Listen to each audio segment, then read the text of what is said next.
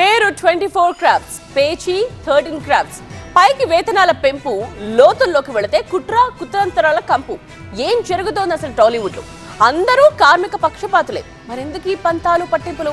ఎవరికి వారే ఈగోలకు వెళుతున్నారా? చర్చలు సాగుతున్నాయి కానీ తెగట్లేదు. డిమాండ్లు పెరుగుతున్నాయి కానీ తగ్గట్లేదు. రోజులు గడిచే కొద్దీ సమస్య జటిలమవుతోంది కానీ పరిష్కారం కనిపించడం లేదు. మరి శుభం కాట్పడే దారే లేదా? కృష్ణానగర్ మామ కష్టాల కడలి, కన్నీళ్ల సుడి. ఇప్పుడు ఈ వేతనాల సుడిగుండంలో ఎవరు చిక్కుకున్నారో గాని రెక్కాడితే డొక్కాడని సగటు కార్మికుడికి మాత్రం కడుపు ఎండిపోతోంది. నిర్మాతలు తగ్గట్లే, ఫెడరేషన్ ఆగట్లే. ఎవరికి వారే అన్నట్టుగా మారింది ఇప్పుడు సిచ్యువేషన్.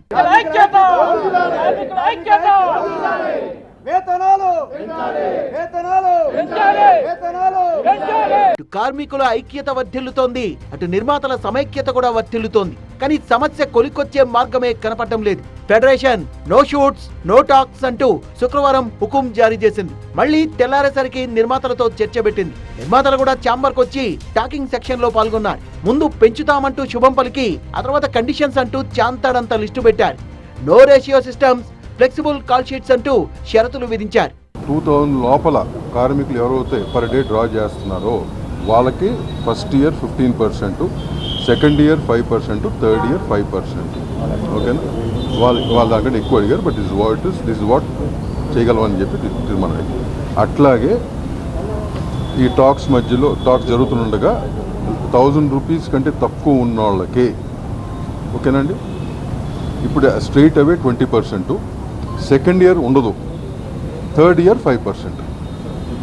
ఓకేనా? ఇది ప్రొడ్యూసర్ల మాట.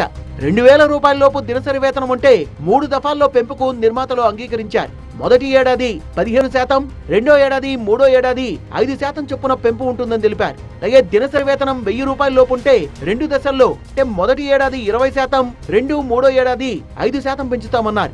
నో రేషియో, ఫ్లెక్సిబుల్ కాల్ షీట్లకు ఫెడరేషన్ ఓకే అంటేనే వేతన పెంపు ఉంటుందని నిర్మాతలు క్లారిటీ ఇచ్చారు. నిర్మాతల ప్రపోజల్స్ ను ఎట్టి పరిస్థితుల్లో ఒప్పుకునేది లేదని ఫెడరేషన్ తేల్చేసింది. 13 యూనియన్లలో 3 యూనియన్ల విషయంపై నిర్మాతలు క్లారిటీ ఇవ్వడం లేదంటున్నారు. ఆ 3 యూనియన్లలో ఫైటింగ్, డాన్సింగ్ యూనియన్లు కూడా ఉన్నాయి. వీరి విషయంలో నిర్మాతలు క్లారిటీ ఇవ్వడం లేదంటున్నారు కార్మిక నేతలు. మేము పర్సంటేజ్లు 30% అన్నదాన్ని మేము విధించడానికి సిద్ధపడ్డాము. కానీ వారు ఫెడరేషన్లో కొన్ని యూనియన్లకి అసలు పెంచము, కొన్ని యూనియన్లకు పెంచుతాము అనే విధానం మాకు నచ్చక మేము దాన్ని ఒప్పుకోలేదు.